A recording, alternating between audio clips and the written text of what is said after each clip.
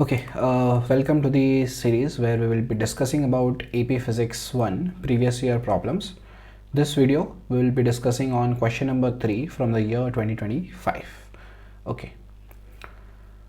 So students are investigating balancing systems using the following setup. So here we can see that there is a meter stick which just shows what are the distances from this particular axis. Okay, I can see there is a spring scale which will be used to measure what amount of force we are putting over here. So let's say this just measures the force given. There are a few holes at 60, 70, 80 and 90 centimeters, and there is a block with a hook over here. Now we need to find out, the students do not have a direct way to measure the mass of the block. So the block cannot be attached to the spring scale. So either we cannot attach the block over here, and they do not have a direct way to find out the mass of block m0. Okay, let's look at the first part. What does it say? Describe an experimental procedure to collect the data that would allow the students to determine the value of m0. Okay, so for example, let's say if I am attaching this particular block of mass m0 at this particular hole somewhere over here like this. So because of this, I can say that at this particular 80 centimeters distance, I will have a force which is m0 g, and at this point I will have a force downwards which is ft. Now this force is constant, but we can change the variable force over here, and whatever is the amount of force we will be knowing from here, which is the spring scale. As this is the axis of rotation, I can say that the torque due to this force is going to be in the anti-clockwise direction, and the torque due to this is going to be in the clockwise direction.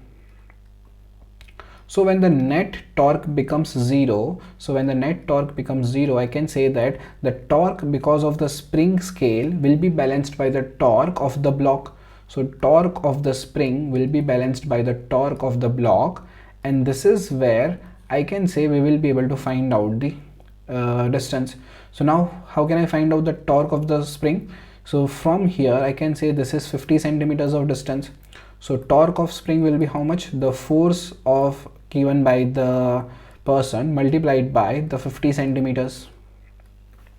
And when I want to find out the torque of block, so whatever is the distance, I will be knowing what distance it is. Either it is 10 centimeters from the axis, or if it is 20 centimeter, 30 centimeter, 40 centimeter.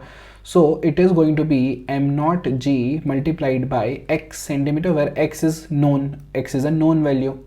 So when we equate this, I can say that I know the value of x, I know the value of 50 centimeter, I also know the value of f, I know the value of g. I will be able to figure out the value of m0.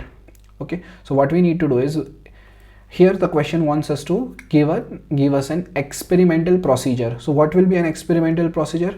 We start putting mass m0 over here and figure out what is the spring scale reading. Put the mass again at this, figure out what is the scale reading, put it at 80 centimeter, figure out again scale reading, and do it at 90 centimeter, and at last figure out what is the spring scale reading. So with this continuous experiment, we will be able to figure out what is the mass of m0. So another way of writing this is going to be, what we need to do is attach the block of unknown mass m0 through one of the small holes in the meter stick. Okay, these are the steps. So measure the distance from the stand to the block. So we'll just figure out what either as the distance is 10 centimeter or the distance is 20 centimeter, depending on where the block is kept. And we need to record the force reading from the spring scale when the meter stick becomes horizontal. So when does it become horizontal? When the torque, the net torque becomes zero, and all the it becomes in an equilibrium position. Now what we'll do is we'll simply repeat the data collection by attaching the block to the meter stick through a different small hole in the meter stick. So 70, 80, 90 centimeters, we'll have to just repeat it. Repeat the measurements by attaching the block at each of the small hole locations numerous times. So we just need to keep on repeating the same process. Okay. Now moving to the next one. What does it say? How the data collected in part A could be graphed, and how the graph would be analyzed to determine the value of m0. Okay, so how can we graph it and how can we utilize the data? So we know that a graph of the force as a function of the distance from the stand to the block could be used to determine the unknown masses. So whatever we have just written in the previous case, whatever I wrote over here. So I know that the torque because of spring scale will be equals to the torque because of the block. So force reading we know multiplied by that is 50 centimeters, that is also we know, equals to the value of m naught times gravity is what we know times x centimeter is also what we know. Now so if I draw a graph of the force as a function of the distance, so if the force is a function of the distance, this particular slope of the graph times the distance from the stand to the spring scale divided by g will result in the value of unknown mass m naught. So I can say m naught is nothing but f times 50 divided by g times x. So this is how we'll get the value of mass m naught. The slope of the graph times the distance from the stand to the spring scale divided by the g will result in the value of the unknown mass m naught. Okay, perfect. Now next thing, the student have an identical meter stick of mass m that is now attached to an axle that is fixed to a wall. So this is a different scenario.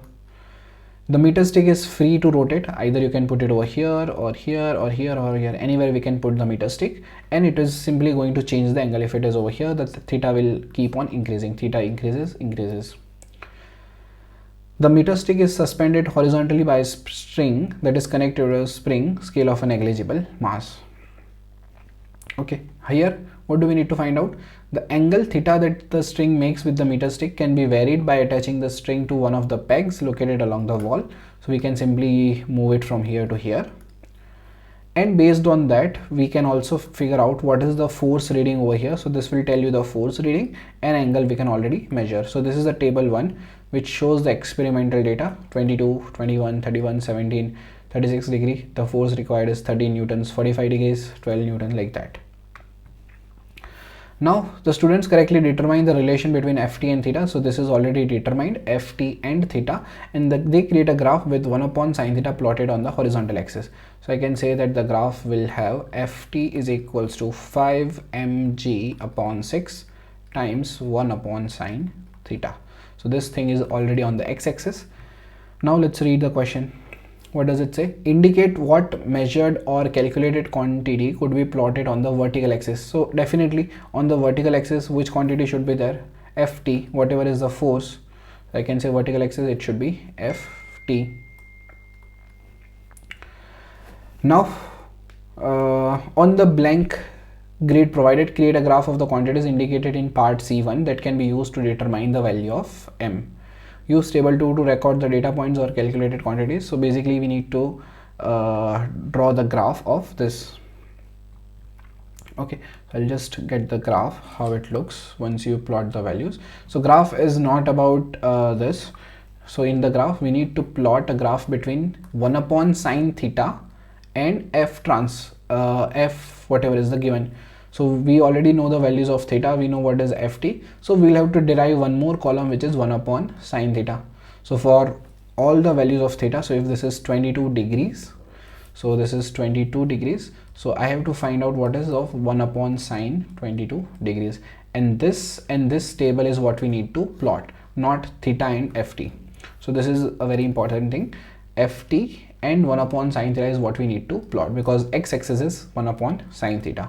So make sure you always check what is given. So we have to just compute all the 1 upon sine theta values. So when you compute the values and you graph a plot, you will get a graph something like this.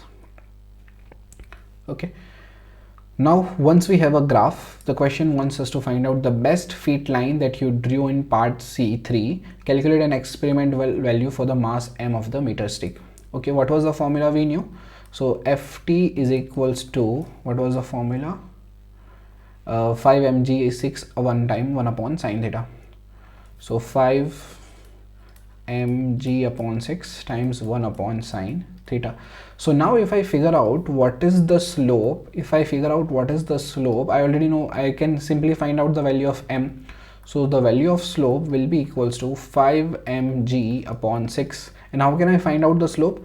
I can see that this is one of the values which is 4 and 0.5. So I can say this value is 0.5 comma 4, and I can say there is one more exact value. I can find it over here, that is 2.4 comma it is 20.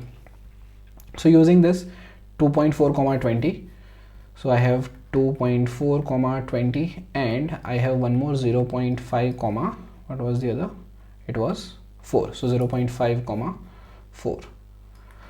Now what is slope? Slope is simply y2 minus y1 upon x2 minus x1. So y2 minus y1 is 20 minus 4, 20 minus 4, and 2.4 minus 0.5. So 2.4 minus 0.5. So once you figure out the slope, is what you will get is 8.4 newtons. Okay, so now if I put all the values over here, this is 8.4 is equals to 5 mg upon 6. Putting the values, it should be 8.4 multiplied by 6 divided by 5 multiplied by the value of g is going to be 9.8 is equals to m. So you should be getting the value of m as 1 kg. Okay, approximately you will get the value of 1 kg. Okay, perfect.